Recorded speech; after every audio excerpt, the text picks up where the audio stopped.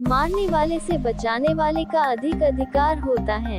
एक दिन राजकुमार सिद्धार्थ अपने चचेरे भाई देवदत्त के साथ बाग में घूमने के लिए गए। जहां सिद्धार्थ कोमल हृदय का बालक था, वहीं देवदत्त झगड़ालू व कठोर स्वभाव का था। सिद्धार्थ की सभी प्रशंसा करते थे। देवदत्त की प्रशंसा कोई नहीं करता था, इसलिए देवदत्त मन ही मन सिद्धार्थ से जलता था। जहाँ वे दोनों घूम रहे थे, उनसे थोड़ी ही दूरी पर एक हंस उड़ रहा था। उस हंस को देखकर सिद्धार्थ बहुत प्रसन्न हो रहा था।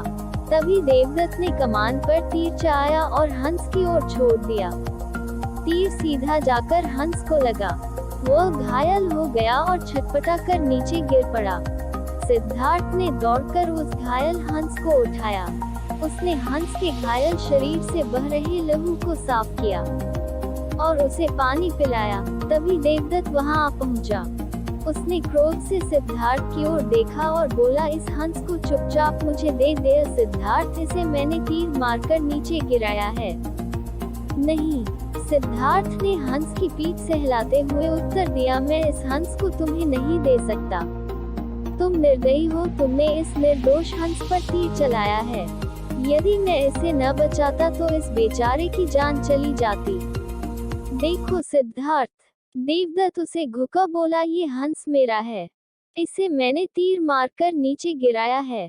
इसे चुपचाप मुझे दे दो। यदि नहीं दोगे तो मैं राज दरबार में जाकर तुम्हारी शिकायत करूंगा। सिद्धार्थ ने उसे हंस देने से साफ साफ मना कर दिया। देवदत्त राजा शुद्धोधन के दरबार में जा पहुंचा और सिद्धार्थ की शिकायत की। शुद्धोधन ने उसकी शिकायत को ध्यानपूर्वक सुना, फिर सिद्धार्थ को बुलावा भेजा। कुछ ही देर में सिद्धार्थ हंस को लेकर राज दरबार में उपस्थित हो गया। राज दरबार के ऊंचे सिंहासन पर राजा शुद्धोधन बैठे थे। आसपास के नीचे आसनों पर राज्य मंत्री तथा अन्य पदाधिकारी बैठे थे। कई सैनिक हथियार लिए द्वार के निकट खड़े थे। शुद्धोधन के संकेत करने पर देवदत्त सिर झुकाकर बोला, महाराज, जो हंस इस समय सिद्धार्थ के पास है वह मेरा है। इसे मैंने तीर मारकर पृथ्वी पर गिराया था। सिद्धार्थ ने इसे उठाकर इस पर अपना अधिकार कर लिया है। ये हंस मेरा है, कृपया इसे मुझे दिलाया जाए। राजा शुद्धोधन ने सिद्धार्थ की ओर देखा और बोलने की ओर संकेत दिया।